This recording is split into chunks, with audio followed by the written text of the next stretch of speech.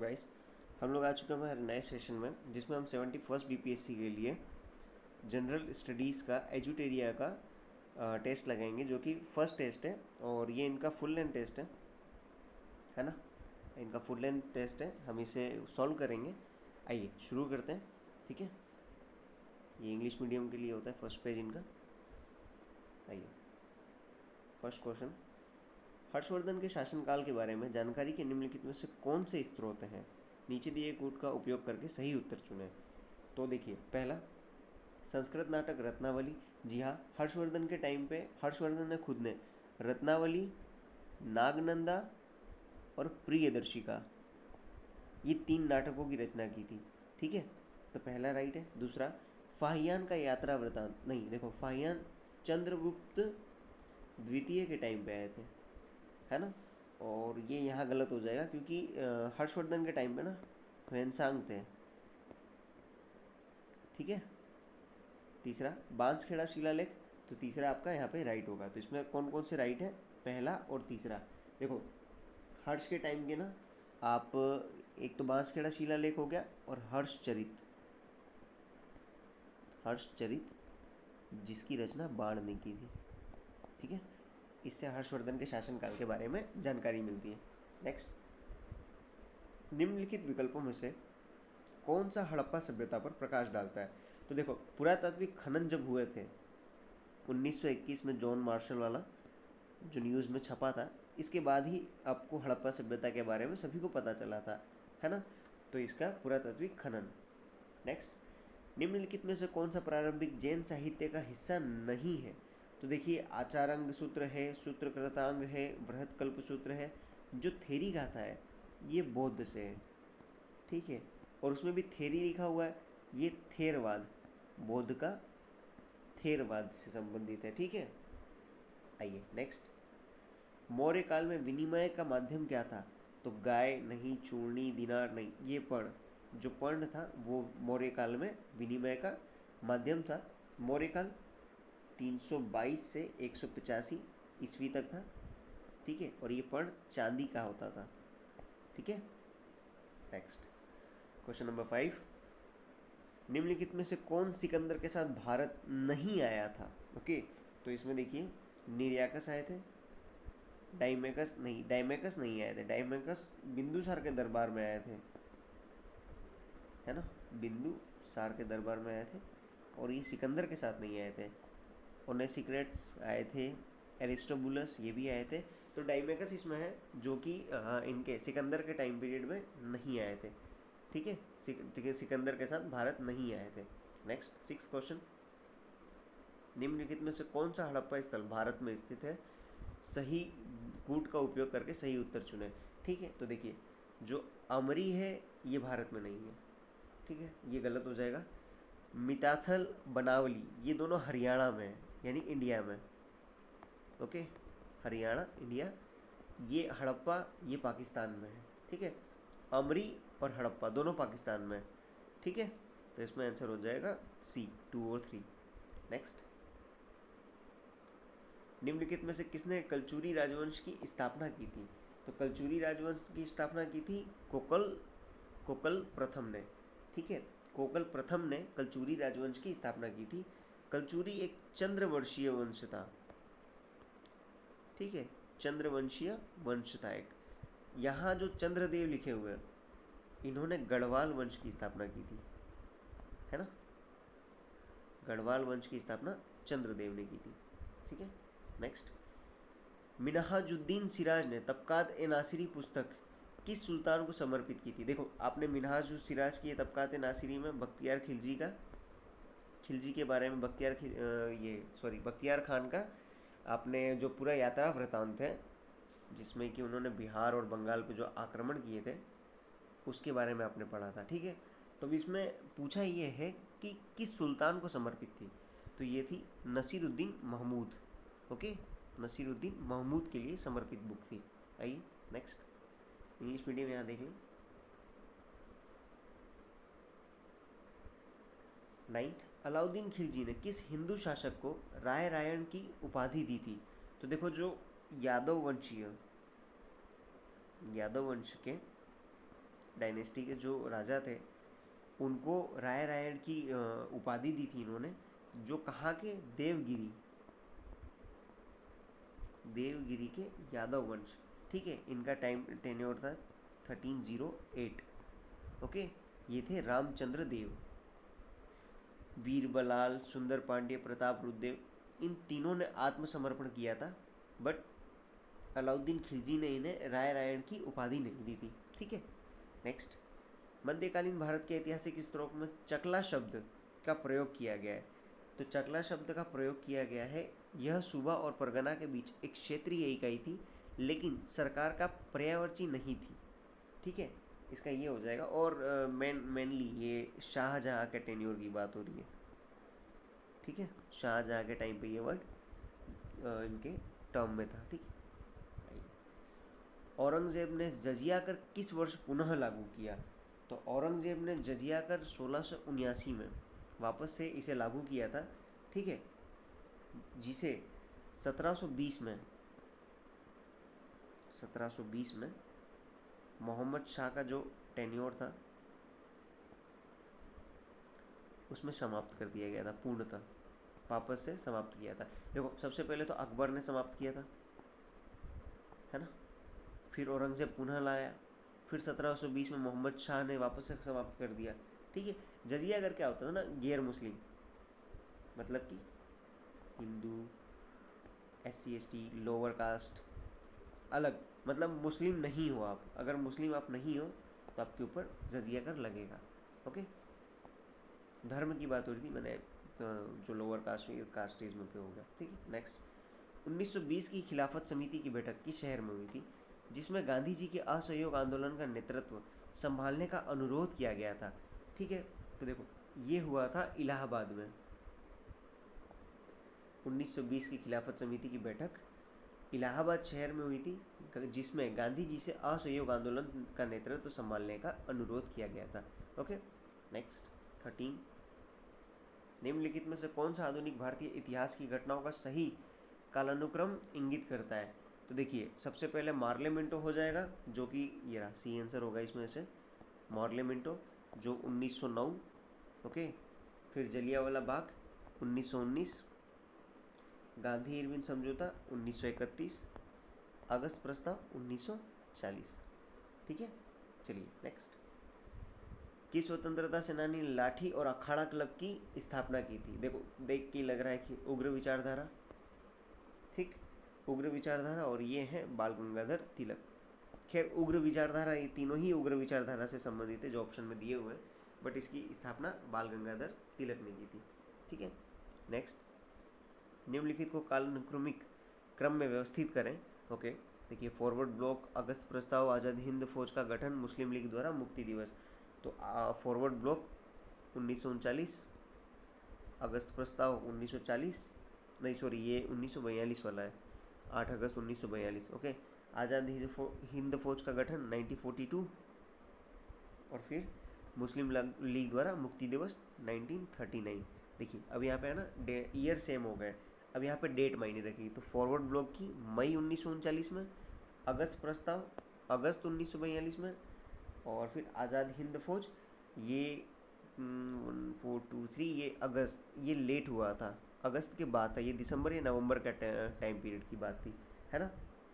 और फिर आ गए अपन 1939, ये मई से पहले की बात है, 1939, जब सेकेंड वर्ल्ड वॉर के टाइम पे कांग्रेस ने इस्तीफा दे दिया था ना, तब मुस्लिम लीग द्वारा ये मुक्ति दिवस मनाया गया था। तो इसका आंसर हो जाएगा सी।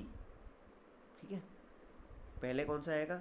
पहले फॉरवर्ड ब्लॉक 1939 मई, एंड देन 4 मुस्लिम लीग द्वारा मुक्ति दिवस, देन 2 अगस्त प्रस्ताव 1942 अगस्त में, फिर आज़ाद हिंद फौज का गठन 1942 दिसंबर के समथिंग। ओके, ये सॉरी, फोर्थ वाला मैंने गलत बता दिया, है ना, 1939 मई के बाद हुआ था ये। ठीक है, आइए 16 क्वेश्चन, भारत सरकार ने अकाल को रोकने और अकाल पीड़ितों की मदद के लिए अकाल संहिता कब लागू की गई थी?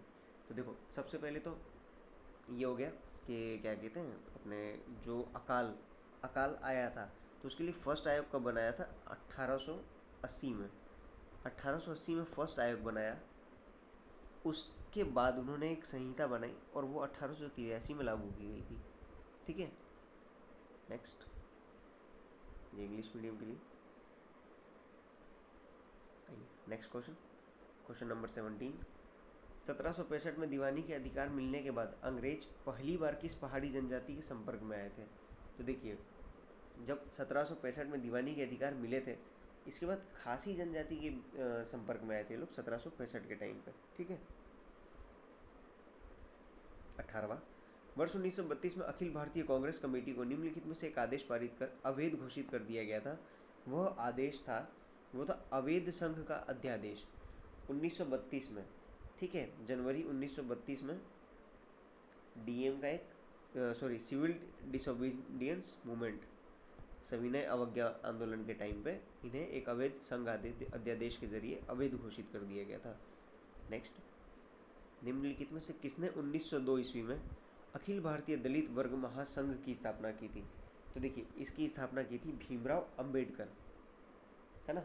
भीमराव अंबेडकर ने इसकी स्थापना की थी इन लोगों को एकजुट करने के लिए, दलित लोगों को एकजुट करने के लिए। ठीक है, अब यहाँ देखिए महात्मा गांधी दिया हुआ है। महात्मा गांधी ने हरिजन संघ की स्थापना की थी। ठीक है, हरिजन संघ की स्थापना की थी 1932 में। ओके, ज्योतिबा फुले करंट में थे, तो इन्होंने सत्यशोधक समाज की, सत्यशोधक की 1873 में स्थापना की थी। ओके, तो इसका आंसर हो जाएगा ऐसे सी। नेक्स्ट, बिहार में कौमी सेवक दल का गठन किस वर्ष हुआ था? तो बिहार में कौमी सेवक दल का गठन हुआ था 1921 में। ठीक है, और ये इसको ना बाद में बैन कर दिए थे, बैन कर दिए थे। क्यों? क्योंकि ये सिविल डिसओबीडियंस मूवमेंट के लिए लोगों को संगठित कर रहा था, तो इसे अंग्रेजों द्वारा बैन कर दिया गया था। Okay, next, question number 21। British Bharat में अकाल के संबंध में सुझाव देने के लिए निम्नलिखित में से कौन सा आयोग गठित किया गया था? तो देखो, सबसे पहले हम इनकी डेट्स देख लेते हैं कि कौन सा किस वर्ष किस समय पे हुआ था। ठीक है, तो स्ट्रेची आयोग हुआ था 1880 में, है ना। स्ट्रेची आयोग 1880 में, और ये हुआ था लिटन के टाइम पे, लिटन के कार्यकाल में इसकी स्थापना की गई थी। ओके, नेक्स्ट, लोयल आयोग ये हुआ था 1897, एल्गिन, लॉर्ड एल्गिन के टाइम पे, एल्गिन द्वितीय के टाइम पे इसकी स्थापना की गई थी, है ना। नेक्स्ट, मैकडोनल्ड आयोग, इसकी स्थापना की गई थी 1900 में, कर्जन के टाइम पे। ठीक है, तब पूछा क्या है कि इनके संबंध में आयोग गठित किए गए थे, तो इसका आंसर हो जाएगा डी। ये तीनों ही अकाल के संबंध में थे। ठीक है, आइए नेक्स्ट क्वेश्चन 22। किस युद्ध में मैसूर, मराठा, हैदराबाद के निज़ाम ने मिलकर अंग्रेजों के खिलाफ लड़ाई लड़ी थी? याद रखना, अंग्रेजों के खिलाफ लड़ाई लड़ी थी। ठीक है, तो ये जो पहला एंग्लो मैसूर युद्ध था ना, जिसका टाइम पीरियड था 1767 से 69 तक, और इनका नेतृत्व किया था हैदर अली ने। हैदर अली ने अपनी कूटनीति से इन तीनों को अपने साथ मिला लिया था। पहले अंग्रेजों ने इनसे समझौता किया था, फिर इसके बाद हैदर अली ने कूटनीति दिखाते हुए इन्हें अपनी तरफ ले लिया और अंग्रेजों के खिलाफ युद्ध किया। ओके, नेक्स्ट, क्रांतिकारी गतिविधियों से संबंधित समाचार पत्रों की गलत जोड़ी को पहचानना है। ओके, जमींदार जफर अली खान, ये राइट है। भवानी मंदिर, बरिंद्र कुमार घोष, राइट है। फ्री हिंदुस्तान, तारकनाथ दास, राइट है। संध्या, सचिंद्र नाथ सान्याल, नहीं, ये गलत हो जाएगा। संध्या लिखा था ब्रह्म बांधव चट्टोपाध्याय ने। ओके, ब्रह्म बांधव चट्टोपाध्याय ने लिखा था संध्या, और सचिंद्र नाथ सान्याल ने लिखा था बंदी जीवन, जो कि एक बहुत ही फेमस बुक है, और बहुत सी बार PYQs में आपको ये बुक का देखने को मिलेगा जिक्र, और ये 1922 के दौरान लिखी गई थी, है ना। तो यहाँ आंसर डी हो जाएगा। नेक्स्ट 24। लॉर्ड मेयो के बारे में निम्नलिखित कथनों पर विचार कीजिए। पूछा है कौन से सही है। ओके, तो पहला, लॉर्ड मेयो भारत के 5वें वायसराय थे, नहीं, लॉर्ड मेयो भारत के 4th वायसराय थे। ठीक है, जिनका टेन्योर था 1869 से 1872। ठीक है, नेक्स्ट। भारत में पहली जनगणना लॉर्ड मेयो के शासनकाल के दौरान की गई थी, तो ये राइट है, जो कि 1872 में हुई थी। उनकी मृत्यु 8 फरवरी 1872 को पोर्ट ब्लेयर में हुई और उन्हें डबलिन में दफनाया गया, तो ये भी राइट है स्टेटमेंट, है ना। फोर्थ, लॉर्ड मेयो 1869 से 1872 तक भारत के वायसराय थे, तो यहाँ पर डी आएगा आंसर। तीनों राइट है, पहला बस गलत हो जाएगा क्योंकि ये भारत के चौथे वायसराय थे। आइए नेक्स्ट, इंग्लिश मीडियम वाले देख लें एक बार। चलिए हिंदी। क्वेश्चन नंबर 25, 1857 के विद्रोह के प्रमुख कारणों में शामिल नहीं है नई शिक्षा प्रणाली है, विधवा पुनर्विवाह अधिनियम है, भारतीय सैनिकों को अफगानिस्तान भेजना, बिल्कुल, भारतीय और अंग्रेजों के बीच अंतर्विवाह पर रोक लगाने वाले कानून नहीं, ये सब ऐसे नहीं थे, तो ये गलत है। नेक्स्ट, सूची 1 को सूची 2 से सुमेलित करें तथा नीचे दिए गए कूट का प्रयोग कर सही उत्तर का चयन करें। ठीक है, भारतीय राष्ट्रीय कांग्रेस की पहली भारतीय महिला अध्यक्ष, तो ये थी सरोजनी नायडू, है ना। सरोजनी नायडू हो जाएंगी जो पहली, क्योंकि 1917 में एनी बेसेंट बनी थी जो कि इंग्लिश वुमन थी, तो भारतीय नहीं थी, है ना। सेकंड, ये तो हो जाएगा ए। फोर्थ, जलियांवाला बाग हत्याकांड समय भारत के वायसराय कौन थे, तो उस वक्त थे भारत के वायसराय लॉर्ड चैम्सफोर्ड। ओके। 1935 में स्थापित संघीय न्यायालय के पहले मुख्य न्यायाधीश कौन थे, तो इसके न्यायाधीश थे डब्ल्यू हंटर। ओके। 1882 में गठित भारतीय शिक्षा आयोग के अध्यक्ष, तो इसके अध्यक्ष थे सर मॉरिस ग्वायर, इसका आंसर हो जाएगा डी, तो टोटल आंसर होगा अपने यहाँ पे बी। ओके। नेक्स्ट 27, निम्नलिखित में से किसने अलीपुर षड्यंत्र मामले में अरविंदो घोष का बचाव किया था, तो ये थे चितरंजन दास। अलीपुर षड्यंत्र केस हुआ था 1908 से 9 के बीच में। ओके, चलिए नेक्स्ट 28, हंटर आयोग की रिपोर्ट को किसने बेशर्म सरकारी लीपापोतरी का पन्ना दर पन्ना बताया है, तो देखो हंटर आयोग, सबसे पहले तो आपको पता होना चाहिए कि हंटर आयोग यहाँ पर जलियांवाला बाग की बात हो रही है ना। जलियांवाला बाग की बात हो रही है यहाँ पे, जो कि 1919 में गठित किया गया था। ठीक है, एक हंटर आयोग और है जो कि शिक्षा पे, वो अलग है और ये अलग है। यहाँ बोला किसने बेशरम सरकारी लीपापोती का पन्ना दर पन्ना बताया, तो ये थे महात्मा गांधी का ये स्टेटमेंट था। ठीक है, नेक्स्ट क्वेश्चन, निम्नलिखित में से किसने कहा था कि रैयतवाड़ी एक ऐसी व्यवस्था है जो भारत में हमेशा से प्रचलित रही है, तो रैयतवाड़ी के लिए थॉमस मुनरो का ये स्टेटमेंट था। रैयतवाड़ी जैसा कि आप लोग जानते हैं 1800 के टाइम पीरियड में आई थी, 1800 में, है ना, यानी 1820 के आसपास ही आई थी, है ना। नेक्स्ट, भारत में ब्रिटिश शासन के संदर्भ में निम्नलिखित कथनों पर विचार कीजिए, पूछा है कौन सा सही है। प्रेस सेंसर अधिनियम 1799 के अनुसार प्रकाशक के लिए सभी सामग्री को पूर्व सेंसरशिप निरीक्षण के लिए सरकार के सचिव को प्रस्तुत करना आवश्यक था। ठीक है, पहला राइट है। दूसरा, जॉन एडम्स के लाइसेंसिंग विनियम 1823 के परिणाम स्वरूप राजा राम मोहन राय का अपने मिरातुल अखबार का प्रकाशन रोकना पड़ा था, तो ये भी राइट है यहाँ पे। ठीक है, तो आंसर सी हो जाएगा। नेक्स्ट, स्टेलेगोमीटर का उपयोग निम्नलिखित में से किसको मापने के लिए किया जाता है, तो इससे नापते हैं पृष्ठ तनाव को। ओके, पृष्ठ तनाव नापा जाता है स्टेलेगोमीटर से। गतिज साम्यता के लिए है विस्कोमीटर, ये विस्कोमीटर से नापा जाता है। अपवर्तक सूचकांक ये है रिफ्रैक्टोमीटर करके कुछ आता है यार, रिफ्रैक्टोमीटर। ओके, रिफ्रैक्टोमीटर करके कुछ आता है, उससे है। और प्रकाशीय सक्रियता, तो ये है पोलरीमीटर। ठीक है, तो यहाँ पे चारों एक्सप्लेनेशन के भी आपको मिल गए हैं। नेक्स्ट, इंग्लिश मीडियम वाला एक बार देख लें।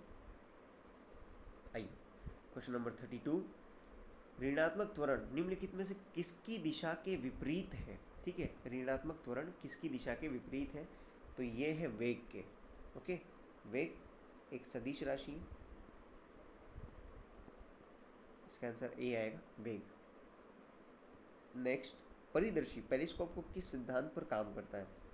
तो ये काम करता है परावर्तन के, रिफ्लेक्ट करता है, ओके, टकराकर वापस रिटर्न पहुंचता है। नेक्स्ट, ट्रांसफार्मर का कोर बनाने के लिए किसका उपयोग किया जाता है? तो ट्रांसफार्मर का कोर बनाने के लिए सॉफ्ट आयरन का उपयोग किया जाता है, ठीक है। नेक्स्ट, बॉस आइंस्टीन कंडेंसेट की गतिज ऊर्जा है बहुत कम, ए आएगा यहाँ पे, बहुत कम। देखिए, बॉस कंडेंसेट कब बनता है? जब गैस को परम शून्य पर ठंडा करते हैं, ओके। जब परम शून्य पर ठंडा किया जाता है तब बॉस कंडेंसेट बनता है, बॉस आइंस्टीन, जो कि एक तरीके की बोसोन से बनाई जाती है, ठीक है। आइए नेक्स्ट, गैस को द्रव में बदलने के लिए कौन सी स्थिति सबसे उपयुक्त है? तो ये है उच्च दाब और निम्न तापमान, मतलब कि हाई प्रेशर और लो टेम्परेचर, गैस को द्रव में बदलने के लिए, ठीक है। नेक्स्ट, प्रतिचुंबकीय पदार्थ की चुंबकीय प्रवृत्ति क्या है? तो प्रतिचुंबकीय पदार्थ की चुंबकीय प्रवृत्ति है ऋणात्मक, ठीक है। नेक्स्ट, यदि एक गोलाकार दर्पण को किसी द्रव में डुबोया जाए तो उसकी फोकस दूरी पर क्या प्रभाव पड़ेगा? तो देखो, मेन ये है ना कि दर्पण, गोलाकार दर्पण, इसकी जो फोकल लंबाई है, फोकस दूरी, वो उसकी वक्रता पर डिपेंड करती है। वक्रता मतलब वो कितना ऐसे मुड़ा हुआ है, ओके। पानी में डालने से इसकी ये वक्रता तो चेंज नहीं होगी, तो इसका मतलब फोकस दूरी पर भी कोई इम्पैक्ट नहीं पड़ेगा, तो ये रहेगा अपरिवर्तित, ठीक है। नेक्स्ट, निम्नलिखित में से किस विद्युत चुंबकीय विकिरण में अधिकतम ऊर्जा होती है? तो देखिए, जितनी तरंग छोटी होगी, तरंग जितनी छोटी होगी उतनी आवृत्ति उसकी अधिक होगी, ठीक है, आवृत्ति उसमें अधिक होगी और उसमें ऊर्जा भी उतनी ही अधिक होगी, तो इसका आंसर हो जाएगा डी, गामा किरण है, ओके। नेक्स्ट, किस प्रकार के अर्धचालकों में इलेक्ट्रॉन का चालन ऋणात्मक छिद्रों, रिक्तियों के कारण होता है? तो इसमें आंसर आ जाएगा पी प्रकार के अर्धचालकों में, ओके। अब ये जो रिक्तियाँ हैं, यहाँ पर, ये पॉजिटिव आवेश के रूप में काम करती है, ठीक है, ये पॉजिटिव आवेश के रूप में काम करती है। अगर पूछ ले कभी कि जो ऋणात्मक पी प्रकार के अर्धचालकों में ऋणात्मक छिद्र होते हैं वो किस रूप में काम करते हैं, तो ये पॉजिटिव आवेश के रूप में काम करते हैं, okay. Next, question number 41, phenol का 1% घोल है। देखो, फिनोल का अगर आपको परसेंटेज दिया हुआ है कि इस परसेंटेज का घोल है तो उसका क्या यूज़ होगा, तो ये हो जाएगा कीटाणुनाशक, ठीक है। अगर फिनोल 0.2% है, कितना, 0.2%, तो ये काम देगा एज अ एंटीसेप्टिक, ओके। अब देख लीजिए एक बार, एंटीबायोटिक क्यों काम आते हैं? तो ये बैक्टीरिया की वो प्रजनन और उनकी वृद्धि को रोकने के लिए, एनाल्जेसिक, ये दर्द में लिया जाता है, ठीक है। तो इसका आंसर ऐसे डी होगा, ओके। नेक्स्ट, इंग्लिश मीडियम वाले देख लें। आइए नेक्स्ट क्वेश्चन 42, निम्नलिखित में से किसका अपवर्तनांक सबसे अधिक है? तो यहाँ पे हो जाएगा कांच, ठीक है। अपवर्तनांक का मीनिंग कितना होता है? अगर रिफ्लेक्ट किया जाए तो कितना धीमी चाल हो जाएगी और कितना मुड़ेगा, है ना। मान लो आप प्रकाश को कहीं ट्रैवल करा रहे हो तो वो कितना धीमा हो जाएगा और वो कितना बेंड होगा, वो उसका अपवर्तनांक बताएगा। तो कांच में ये ज़्यादा, यानी उसकी स्पीड जो है धीमी हो जाएगी और ज़्यादा वक्रता प्रदर्शित करेगा, ठीक है, मतलब मुड़ेगा। नेक्स्ट 43, पायरेक्स ग्लास को अधिक मजबूत बनाने के लिए इसमें निम्नलिखित में से क्या मिलाया जाता है? तो पायरेक्स ग्लास को मजबूत बनाने के लिए मिलाया जाता है बोरेक्स, जिसे हम सोडियम टेट्राबोरेट कहते हैं, ओके। नेक्स्ट, निम्नलिखित में से कौन सा गुण आवर्त सारणी में तत्वों की स्थिति के अधीन नहीं है? तो ये है तत्व का रंग, ठीक है। जो तत्व का रंग होता है ना, वो उसके इलेक्ट्रॉनिक विन्यास और क्रिस्टल क्षेत्र पर डिपेंड करता है, उसकी स्थिति पे नहीं, ठीक है। नेक्स्ट 45, सूची 1 सूची 2 से सुमेलित करेंगे। पूछा क्या है? CNG सीएनजी कौन, यानी सीएनजी क्या, किस चीज़ का मुख्य घटक, क्या कंपोजिशन है उसका, ये पूछा है। तो सीएनजी में होता है मीथेन, इथेन और हाइड्रोजन। तो ए हो जाएगा, ये 3 वाला मिक्स होगा, ठीक है। कोयला गैस के लिए हाइड्रोजन, मीथेन और कार्बन मोनोऑक्साइड, तो बी। एलपीजी में क्या क्या होता है, प्रोपेन और ब्यूटेन, सी यहाँ पे आ जाएगा। जल गैस में कार्बन मोनोऑक्साइड और हाइड्रोजन, तो आंसर हो जाएगा सी। नेक्स्ट 46, प्रोटियम में कितने न्यूट्रॉन मौजूद होते हैं। प्रोटियम सबसे पहले तो क्या होता है, हाइड्रोजन का समस्थानिक, ऐसे डिनोट करेंगे इसे, है ना, हाइड्रोजन का समस्थानिक। अब रासायनिक व्यवहार पर इफेक्ट नहीं करता है, पहली चीज़, न्यूट्रॉन कभी भी रासायनिक व्यवहार पर इफेक्ट नहीं करता है, और प्रोटियम में न्यूट्रॉन होता है 0। ओके। नेक्स्ट, निम्नलिखित में से कौन सा नीला लिटमस को लाल कर देगा। देखिए आपने ये पढ़ा होगा, नील शालीन, ठीक है, मतलब अम्ल नीले को लाल में परिवर्तित करता है, क्षार लाल को नीले में परिवर्तित करता है। तो क्या बोला है, नीले को लाल में, इसका मतलब कि अम्ल होना चाहिए, और सिर का अम्ल है, ठीक है। नेक्स्ट, कैलेमाइन एक खनिज है जिसका रासायनिक सूत्र है, तो कैलेमाइन का रासायनिक सूत्र हो जाएगा ZnCO3, और इसे कहेंगे जिंक कार्बोनेट। क्या कहेंगे, जिंक कार्बोनेट, ठीक है। नेक्स्ट, सूची 1 को सूची 2 से मिलाना है। पूछा क्या क्या है, क्रैकिंग, प्रगलन, हाइड्रोजनीकरण, वल्नीकरण, यानी ये ना कि किस चीज़ का आप इन प्रोसेस से गुजारते हैं, ठीक है। इन चीज़ों में से किस में क्या क्या प्रोसेस यूज होता है, ठीक है। देखो, क्रैकिंग होता है पेट्रोलियम के लिए, ओके। प्रगलन, प्रगलन तांबा को पिघलाते हैं, बी। हाइड्रोजनीकरण, तो ये तो खाद्य वसा के लिए हो गया। वल्कनीकरण, ये रबड़ के लिए हो गया, ओके। तो इसका आंसर हो जाएगा बी। नेक्स्ट, इंग्लिश मीडियम एक बार देख लें। क्वेश्चन नंबर 50, स्थिर तापमान पर किसी गैस के निश्चित द्रव्यमान का आयतन कम करने पर दाब बढ़ेगा, ठीक है। ये कैसे बढ़ेगा, आपने बॉयल का लॉ पढ़ा होगा। बॉयल का लॉ कहता है दाब आयतन के व्युत्क्रमानुपाती होता है, मतलब अगर आयतन बढ़ेगा दाब घटेगा, दाब बढ़ेगा तो आयतन घटेगा, ठीक है। नेक्स्ट, वह सबसे छोटा जीव कौन सा है जो अपने आप विकसित और प्रजनन करने में सक्षम है। तो ये है माइकोप्लाज्मा, जो कि खुद एक बैक्टीरिया है, खुद एक बैक्टीरिया है, और इसमें कोशिका भित्ति नहीं होती है, ठीक है। नेक्स्ट, 52, फूल का प्रजनन भाग कौन सा है। तो फूल का प्रजनन भाग है पुंकेसर और अंडप, ठीक। नेक्स्ट, शरीर की वृद्धि और नई कोशिकाओं के निर्माण के लिए सबसे आवश्यक पोषक तत्व है, तो ये है प्रोटीन। हम खुद भी प्रोटीन लेते हैं कि बॉडी मसल बिल्डअप होगा, है ना, मसल्स बिल्डअप के लिए। नेक्स्ट, नींद की बीमारी किस जानवर के कारण होती है। तो नींद की बीमारी होती है Trypanosoma, okay. Next, question number 56, mRNA vaccine निम्नलिखित में से किससे संबंधित है। तो देखो, अभी अभी जो कोरोना वायरस है उसके लिए mRNA वैक्सीन आई थी, जो कि है फाइजर और मॉडर्ना, ठीक है। ये एग्जाम्पल्स हैं इसके mRNA वैक्सीन की, फाइजर और मॉडर्ना, ठीक है। देखो, खसरा और पोलियो, इसकी अभी तक mRNA वैक्सीन नहीं बनी है, ठीक है। नेक्स्ट, निम्नलिखित में से कौन सी एक मादक दर्दनाशक दवा है। तो ये है मॉर्फिन, ठीक है। मॉर्फिन एक मादक दर्दनाशक दवा है। 57, कौन सा वर्णक पौधों को पराबैंगनी किरणों के हानिकारक प्रभाव से बचाता है। तो ये बचाता है कैरोटीनॉइड, ठीक है। कैरोटीनॉइड यूवी प्रभाव से बचाता है इन्हें, ओके। नेक्स्ट, निम्नलिखित में से किस प्रक्रिया में ऊष्मा ऊर्जा उत्पन्न होती है। तो ऊष्मा ऊर्जा उत्पन्न होती है श्वसन में, ओके। नेक्स्ट, निम्नलिखित में से किसने बताया कि कोशिकाएं विभाजित होती हैं और मौजूदा कोशिकाओं में विभाजन से नई कोशिकाएं बनती है। तो ये बताया था विर्चो ने, ठीक है। आइए नेक्स्ट, इंग्लिश मीडियम वाले एक बार देख लें। नाउ क्वेश्चन नंबर 60, ये टिश्यूज है, पौधे में लचीलापन किस ऊतक के कारण होता है। तो ये होता है कोलेनकाइमा की वजह से, ओके।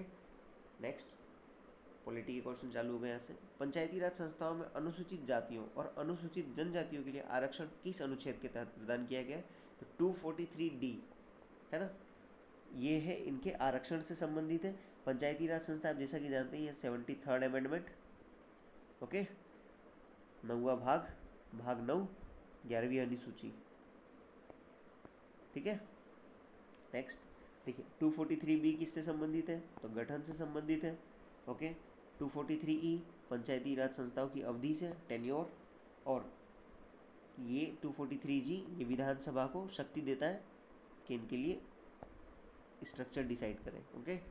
नेक्स्ट क्वेश्चन नंबर 62, अनुच्छेद 124 सर्वोच्च न्यायालय अभिलेख न्यायालय होगा? नहीं, अनुच्छेद 124 तो सुप्रीम कोर्ट के न्यायाधीश की नियुक्ति और ये सुप्रीम कोर्ट के गठन के बारे में बताता है। तो पहला गलत पूछा क्या है? सुमेलित नहीं है, तो पहले ही गलत हो गया, बाकी एक बार पढ़ लो। अनुच्छेद 132 सर्वोच्च न्यायालय का अपीलीय क्षेत्राधिकार, अनुच्छेद 143 सर्वोच्च न्यायालय की सलाहकार शक्ति, अनुच्छेद 136 सर्वोच्च न्यायालय द्वारा अपील की विशेष अनुमति, ओके। नेक्स्ट 63, भारतीय संविधान की प्रस्तावना में कितने प्रकार की समानता का उल्लेख किया गया है?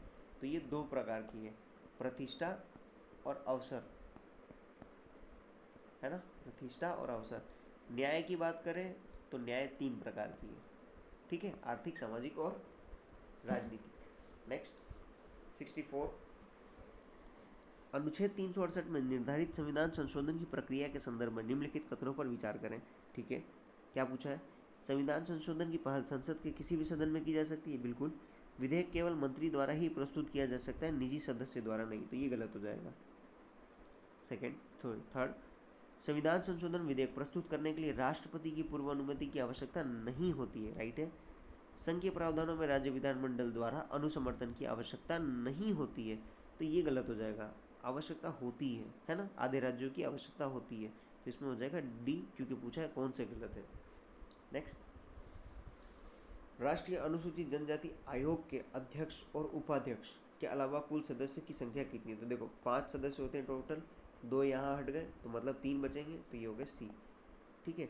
अब जो NC/ST है इसमें आर्टिकल 338A की बात कर रहा है ये, ओके। आर्टिकल 338 है जो कि 89th अमेंडमेंट से 2003 से इसकी स्थापना की गई थी, ओके।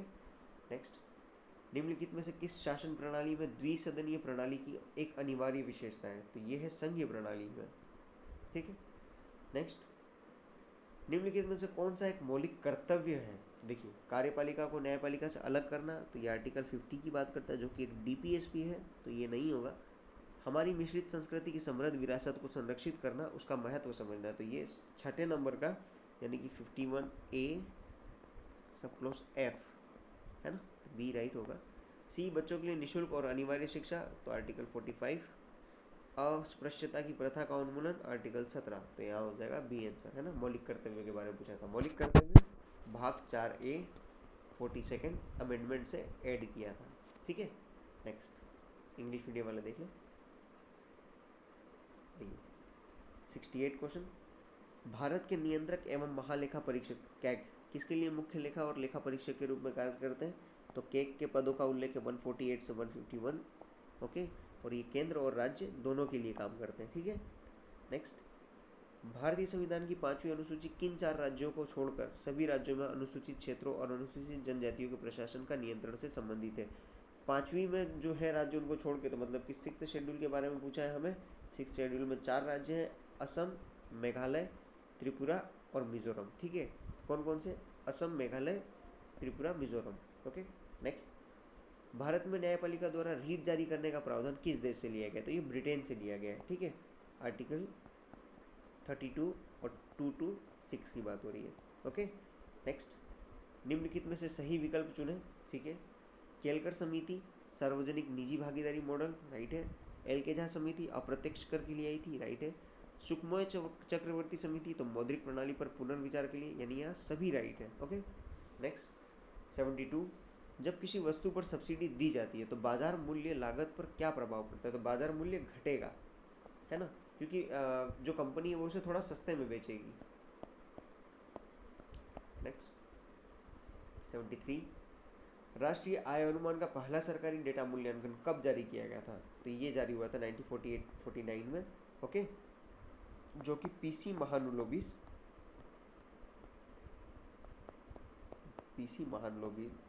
के नेतृत्व में हुआ था, ठीक है। नेक्स्ट 74, गिनी गुणांक या गिनी अनुपात अर्थव्यवस्था में निम्नलिखित में से किस माप से संबंधित हो सकता है? तो ये है आय असमानता से, जिसमें 0 है पूर्ण समानता, पूर्ण इक्वालिटी, और 1 है पूर्ण असमानता, ठीक है। नेक्स्ट, निम्नलिखित में से कौन सा युग्म सही ढंग से सुमेलित नहीं है? तो क्या है? 75 में अल्फ्रेड मार्शल सीमांत उपयोग सिद्धांत, राइट है। जे.एम. किन्स ब्याज की तरलता वरीयता सिद्धांत, राइट है। कार्ल मार्क्स अधिशेष मूल्य सिद्धांत, ये भी राइट है। अमर्त्य सेन जो कि गरीबी का दुष्चक्र, नहीं, ये गलत है, गरीबी का दुष्चक्र दिया था रागनर नरकसे ने, ओके, गरीबी का दुष्चक्र सिद्धांत रागनर नरकसे ने दिया था, ठीक है। नेक्स्ट 76, संतुलित विकास सिद्धांत के अनुसार अविकसितता का प्राथमिक कारण क्या है? तो ये है गरीबी का दुष्चक्र। ए, संतुलित विकास सिद्धांत के अनुसार अविकसितता का प्राथमिक कारण क्या है? तो ये है गरीबी का दुष्चक्र। गरीबी का दुष्चक्र क्या है? एक आदमी अगर गरीब शुरुआत से है तो वो अपने ना बच्चों को पढ़ा पाएगा, ना उन्हें ढंग से स्वास्थ्य दे पाएगा, ना उन्हें शिक्षा दे पाएगा, तो वो भी आगे चल के इसी जाल में फंसे रहेंगे और ये साइकिल ऐसे चलता रहेगा, तो डेवलपमेंट नहीं हो पाएगा एक तरीके से, है ना। नेक्स्ट 77, आर्थिक सर्वेक्षण रिपोर्ट वित्त मंत्रालय के किस विभाग द्वारा जारी किया जाता है? तो ये जारी किया जाता है आर्थिक मामलों का विभाग।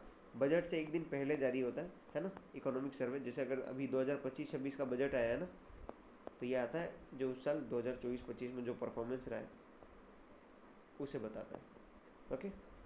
नेक्स्ट, इंग्लिश मीडियम वाले देख लें। आइए, क्वेश्चन नंबर 78, भारतीय मानव विकास रिपोर्ट हर साल गाँव के लिए निम्नलिखित नहीं देती है। तो ये बेरोजगारी से संबंधित सूचकांक नहीं देता है, बाकी बुनियादी ढांचा सुविधाएं सूचकांक, शिक्षा से संबंधित सूचकांक, स्वास्थ्य से संबंधित सूचकांक, ये सब आता है, बट बेरोजगारी से संबंधित सूचकांक नहीं आता है, तो इसमें आंसर डी हो जाएगा, ओके। नेक्स्ट, बैंकों को अपने नकद शेष और कुल परिसंपत्तियों के बीच एक अनिश्चित अनुपात बनाए रखना होता है, तो इसे क्या कहते हैं? देखो यहाँ पे SBR गलत, साविधिक ये राइट होगा, CBR गलत, CLR गलत। देखो अगर CRR लिखा हुआ रहता तो ये क्वेश्चन ही गलत हो जाता, क्योंकि दोनों मतलब सेम ही बता रहा है, बस फ़र्क ये होता है कि एक RBI के पास रखना होता है और एक खुद के पास रखना होता है। तो SLR आपके पास ही रहेगा और CRR RBI के पास रहेगा, तो इसमें बी आएगा आंसर, है ना, इस जो भी स्टेटमेंट दिया हुआ है इसके हिसाब से। नेक्स्ट, गिफेन वस्तुओं का मांग वक्र है, तो ये देखिए ऊपर की ओर झुका हुआ गिफेन वस्तुओं का मांग वक्र है। ये देखो डिमांड लो के साथ काम नहीं करती है, जो डिमांड का लो होता है उसके साथ काम नहीं करती। मतलब अगर प्राइस बढ़ेगा तो डिमांड कम होगी, डिमांड बढ़ेगी तो प्राइस भी बढ़ेगी, है ना, ये उस पर काम नहीं करता है।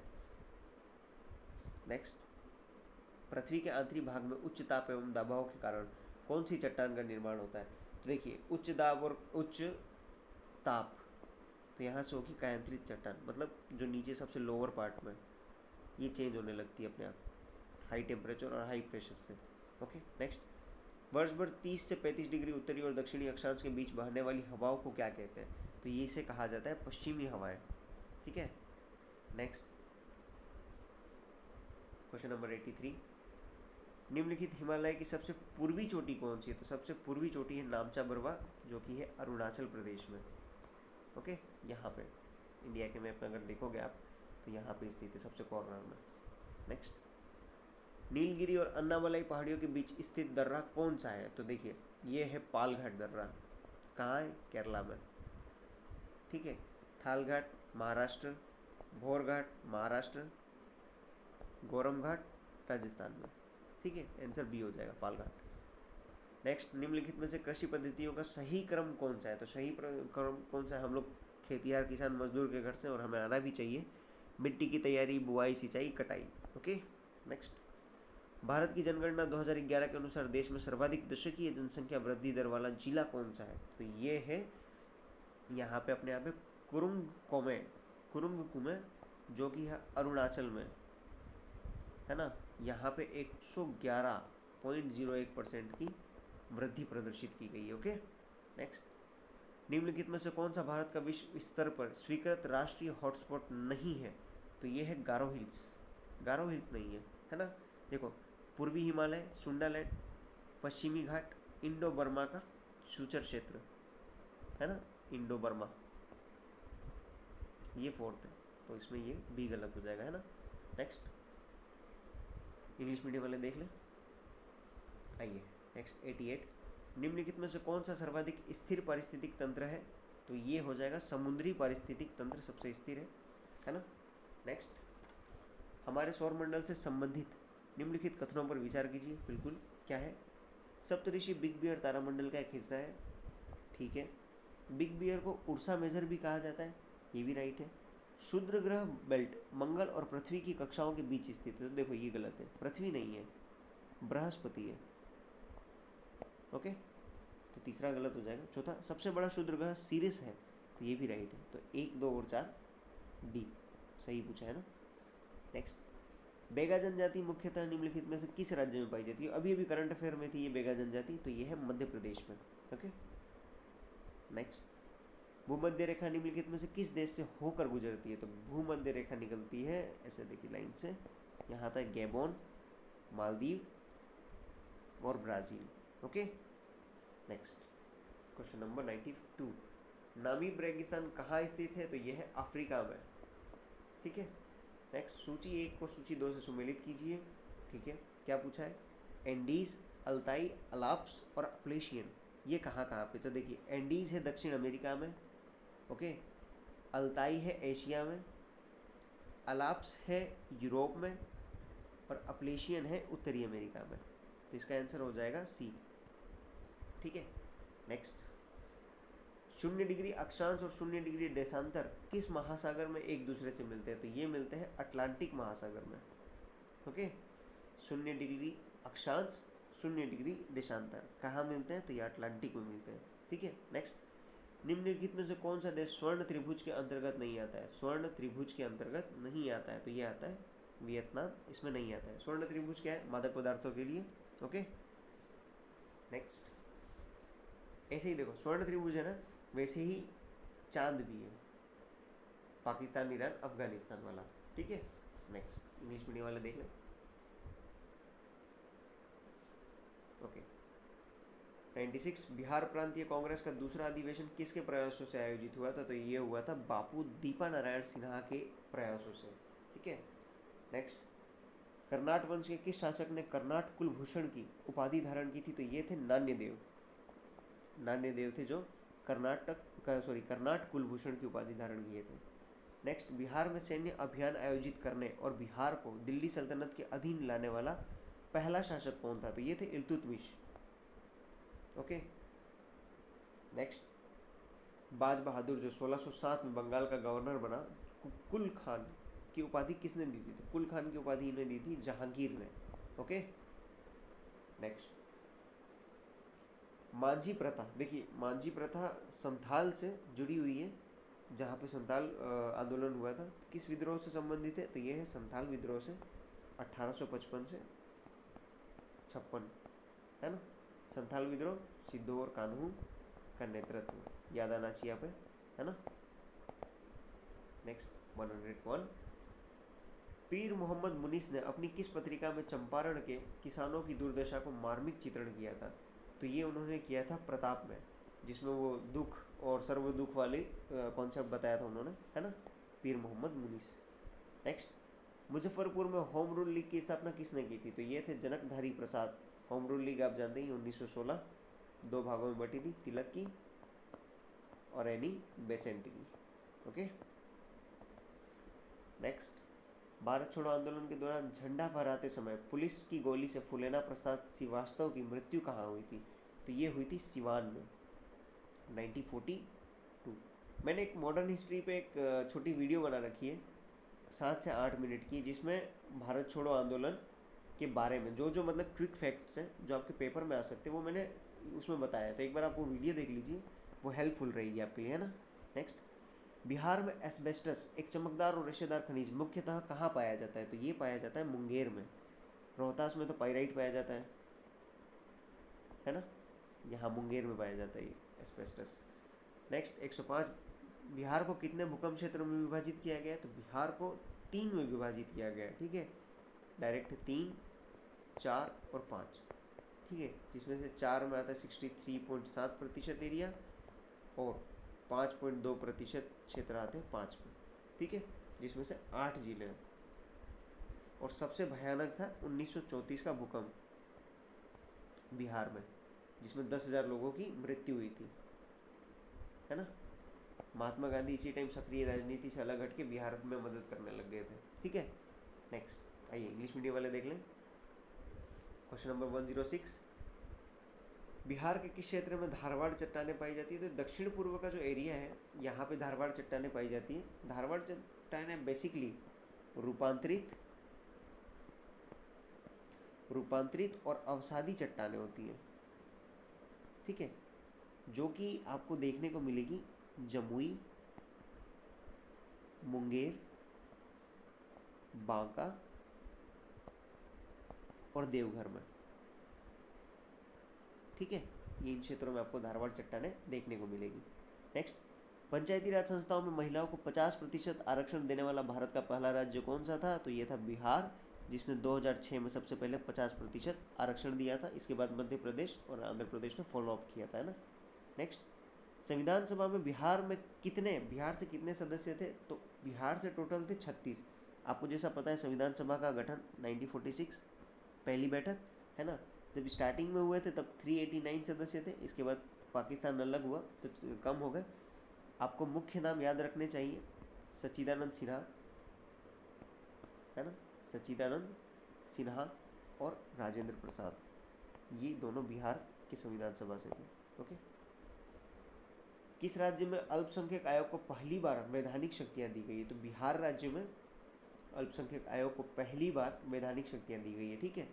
नेक्स्ट, जीविका बिहार सरकार की एक पहल है, इसका मुख्य उद्देश्य क्या है? तो इसका मुख्य है गरीबी उन्मूलन।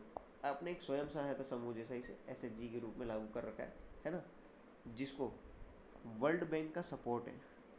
वर्ल्ड बैंक के सपोर्ट से 2006-07 से शुरू हुई है बिहार में जीविका कार्यक्रम, ओके। नेक्स्ट 111, निम्नलिखित कथनों पर सत्य कथन का चयन करना है हमें, बिल्कुल। विश्व धरोहर समिति के 47वें सत्र का आयोजन पेरिस में हुआ था, राइट। भारत के मराठा सैन्य परिदृश्य को 44वें धरोहर के रूप में शामिल किया गया है, राइट। इसमें 11 मराठा सैन्य परिदृश्य शामिल है तो नहीं, 12, टोटल 12 है। एक जिंजी का किला है जो कि तमिलनाडु में है ना, जिंजी का किला तमिलनाडु, बाकी सभी महाराष्ट्र में, ठीक है। तो इसमें हो जाएगा राइट ए। नेक्स्ट, 11वें भारत मक्का शिखर सम्मेलन का आयोजन कहाँ हुआ था? तो ये हुआ था न्यू दिल्ली में, ओके, जिसकी आयोजना फिक्की ने की थी, okay. Next, time 100 creators list 2025 में शामिल होने वाले पहले भारतीय कौन बने? तो ये है प्राजक्ता कोली, ठीक है। इन्हें मोस्टली सोन के नाम से भी जाना जाता है, ओके। नेक्स्ट, सार्वजनिक वितरण प्रणाली PDS में राशन वितरण के लिए आधार आधारित फेस ऑथेंटिफिकेशन शुरू करने वाला देश का पहला राज्य कौन बना है? तो देखिए, गुजरात मत लगाइएगा, हिमाचल प्रदेश बनाया है ना। हर जगह डेवलपमेंट इन्हीं में नहीं हो रहा है, गुजरात, महाराष्ट्र, हिमाचल प्रदेश भी आगे है इन सब में, ओके। नेक्स्ट, केंद्र सरकार ने किस दिन को संविधान हत्या दिवस के रूप में मनाया है? तो ये है 25 जून, जो कि 1975 में आपातकाल लगाने के लिए डिनोट कर दें। देखो, यहाँ गुजरात बोलना डिफेम करने जैसा नहीं था। कहने का मीनिंग ये है कि आप तुक्का मारते हैं और गुजरात सोच के लगा देते हैं तो वो गलत हो जाएगा। तुक्का मारना है तो पढ़ के जाइए, बिना तुक्का ऐसा ही नहीं लगता है बिना पढ़े भी, ठीक है। नेक्स्ट, ये इंग्लिश मीडियम वाले देख लें। आइए हिंदी 116, भारत की पहली क्वांटम कंप्यूटिंग वैली कहाँ शुरू की गई है जाएगी? तो ये अमरावती में जनवरी 2006 में। देखिए अब ये क्वेश्चन आप 2026 में, जनवरी 2026 में। अब ये क्वेश्चन KGS में जो थे अब रिपीट होने लग गए। देखिए, करंट अफेयर का यही सीन है, कहाँ से नया आएगा, जितना हुआ है उतना ही होगा। 2 टेस्ट सीरीज आप रिवाइज करेंगे, 2 कोचिंगों की, आपका पूरा करंट अफेयर और ये सब स्टैटिक पोर्शन रिवाइज होने लगेगा, ओके। नेक्स्ट, सबसे अधिक तेंदुओं की संख्या वाला महानगर तथा भारत की तेंदुआ राजधानी कौन बन गया है? तो ये बना है बेंगलुरु। ठीक है, नेक्स्ट, किस राज्य सरकार ने औद्योगिक विकास को बढ़ावा देने के लिए उद्योग क्रांति की शुरुआत की है? तो ये है पंजाब, जिसने 10 जून 2025 को ये लॉन्च किया है। ओके, नेक्स्ट, केंद्रीय पर्यटन मंत्रालय ने किस राज्य में भारत का पहला पानी के नीचे संग्रहालय और कृत्रिम चट्टान विकसित करने की घोषणा की है? तो यह है महाराष्ट्र, जहां सिंधु दुर्ग तट, ठीक है, सिंधु दुर्ग तट पर इसे विकसित किया जा रहा है। नेक्स्ट, हाल ही में खबरों में रहे बगलिहार बांध किस नदी पर स्थित है? तो ये है चेनाब पर। इंडो पाक वार अभी जो हुआ था उसमें बगलिहार बांध काफ़ी चर्चा में था, है ना। नेक्स्ट, मुख्य चुनाव आयुक्त ज्ञानेश कुमार के नेतृत्व में निर्वाचन आयोग ने निम्न में से कौन से सुधार प्रस्तावित किए हैं? देखिए, बिहार में भी जो नया डाटा वगैरह चेंजेस का चल रहा है, तो कौन कौन सा? मृत्यु पंजीकरण डेटा का इलेक्ट्रॉनिक एकीकरण, ओके। पैतृक संपत्ति से मतदाता पहचान, नहीं, ये नहीं है। संशोधित मतदाता सूचना पर्ची, ओके। बीएलओ के लिए मानकीकृत फोटो पहचान पत्र, ओके, इसका मतलब हो जाएगा सी। ठीक है, नेक्स्ट, महिला संवाद अभियान किस राज्य द्वारा प्रारंभ किया गया? तो ये प्रारंभ हुआ है बिहार द्वारा। ठीक है, नेक्स्ट, ऑपरेशन सिंदूर का ब्यौरा 7 मई 2025 को प्रदान करने वाले विदेश सचिव का क्या नाम है? तो ये है विक्रम मिश्री। जो सफ़ेद सफ़ेद बाल वाले थे ना, जो सूट पहन के आते थे या सफ़ेद शर्ट पहन के, कभी एकदम नॉर्मल सी चेक्स वाली शर्ट पहन के आपको जो दिखते थे, ये विक्रम मिश्री है, जो कि विदेश सचिव हैं हमारे भारत के। ओके, अब यहाँ जो वेमिका सिंह है, ये इंडियन एयरफोर्स की, जो आपको IF एयरफोर्स के ड्रेस में दिखती थी ब्लू कलर की, और कर्नल सोफिया कुरैशी, ये है आर्मी में। ठीक है, नेक्स्ट, भारतीय आम के निर्यात को बढ़ावा देने के लिए इंडियन मैंगो मेनिया 2025 का आयोजन किस शहर में किया गया है? तो ये किया गया आबू धाबी में, और इसे किया है एपेडा ने। ठीक है, भारत के एपेडा ने इसका आयोजन किया था। नेक्स्ट, ये इंग्लिश मीडियम देख लें एक बार। आइए नेक्स्ट क्वेश्चन, क्वेश्चन नंबर 125, निम्नलिखित कथनों पर विचार कीजिए। अंगोला एक उत्तरी अफ्रीकी देश है? नहीं, अंगोला एक पश्चिमी तट पर स्थित देश है। ओके, जो कि रिसेंटली न्यूज़ में था ओपेक से बाहर होने में। ओपेक पेट्रोलियम कंट्रीज़ का एक संगठन है, उससे बाहर हुआ था अंगोला, है ना। नेक्स्ट, हाल ही में अंगोला अंतर्राष्ट्रीय सौर गठबंधन फ्रेमवर्क समझौते पर हस्ताक्षर करने वाला 121वां देश बन गया है? तो नहीं, 123वां देश है ये, है ना। तो यहाँ दोनों गलत हो जाएंगे, इसका मतलब D. Okay, next 126, Sipri report 2025 के अनुसार सर्वाधिक सैन्य खर्च करने वाला देश में भारत का स्थान कितना है? तो भारत का है 5th स्थान, USA फर्स्ट। ठीक है, सीपरी की एक और अभी नई जो रिपोर्ट आई थी वो न्यूक्लियर वेपन्स के ऊपर भी बात करती है, तो वो उसे एक बार ध्यान रख लेना। ओके, नेक्स्ट क्वेश्चन नंबर 127, 2025 में जारी poverty and equity brief report के संबंध में निम्नलिखित कथनों पर विचार कीजिए। ओके, यह रिपोर्ट विश्व व्यापार संगठन द्वारा जारी किया गया है? तो नहीं, वर्ल्ड बैंक ने जारी किया इसे, है ना। तो ये पहला गलत है। दूसरा, इसके अनुसार भारत में गरीबी रेखा से नीचे जीवन यापन करने वाले 16.2 से घटकर 2.3% रह गए, तो ये राइट है। लगभग 17 करोड़ लोगों की अत्यधिक गरीबी से बाहर निकाला गया है, तो ये भी राइट है। पूछा क्या, असत्य कथन का चयन करें, तो हमारा पहला गलत है, तो इसका मतलब ए आंसर आएगा इसमें, है ना। नेक्स्ट 128, भारत सरकार ने विमानन क्षेत्र में ग्राउंड हैंडलिंग करने वाली सेलेबी कंपनी पर प्रतिबंध लगाया है। यह कंपनी किस देश की है? तो यह है ईरान की, बी, तुर्की, है ना। नेक्स्ट, भारत के पहले संविधान संग्रहालय का उद्घाटन कहाँ किया गया है? तो ये किया गया सोनीपत, हरियाणा में। ठीक है, नेक्स्ट, सूची 1 सूची 2 से मिलाना है। अम्बुबाची मेला गुवाहाटी असम, कामाख्या मंदिर राइट। खीर भवानी मंदिर उत्सव जम्मू कश्मीर राइट।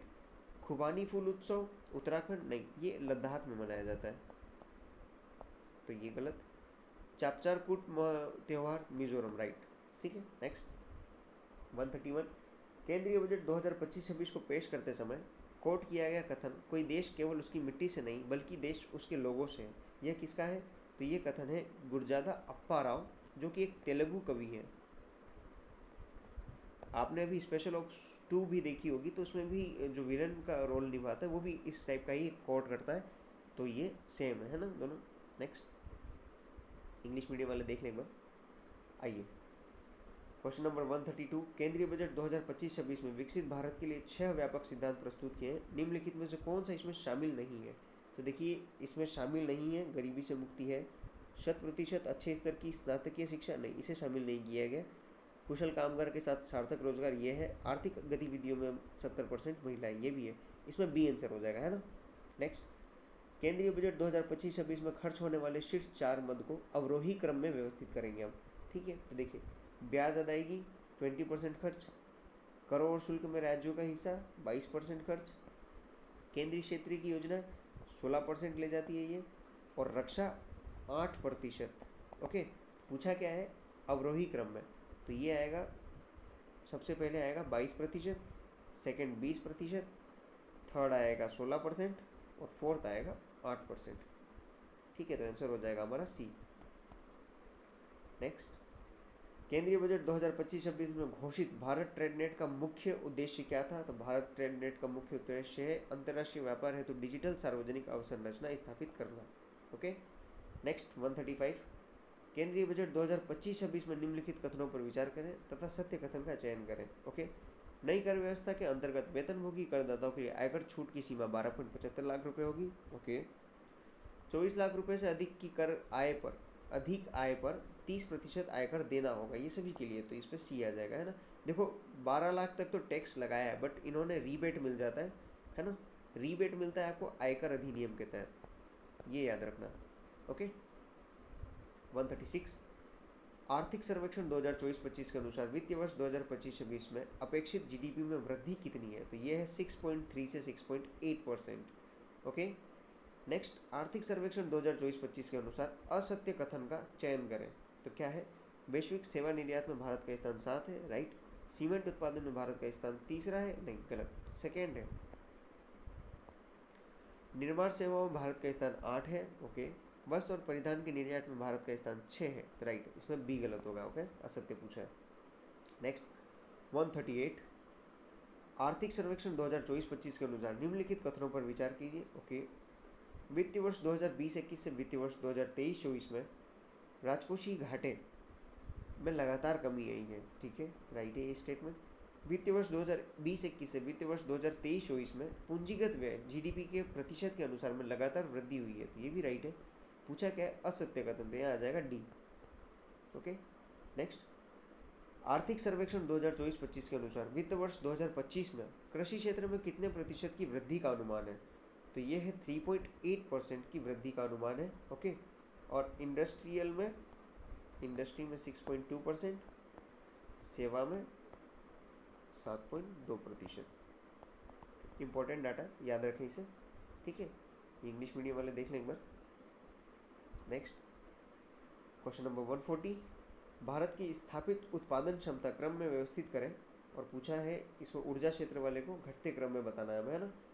कोयला 46.20%, सौर 20.60%, हाइड्रो 10.30%, पवन 10.50%, गैस 5.40% उत्पादन क्षमता के साथ, ये है ऊर्जा क्षेत्र में इनका योगदान। अब इन्हें व्यवस्थित करना है घटते क्रम में, तो इसका आंसर हो जाएगा सी 12435।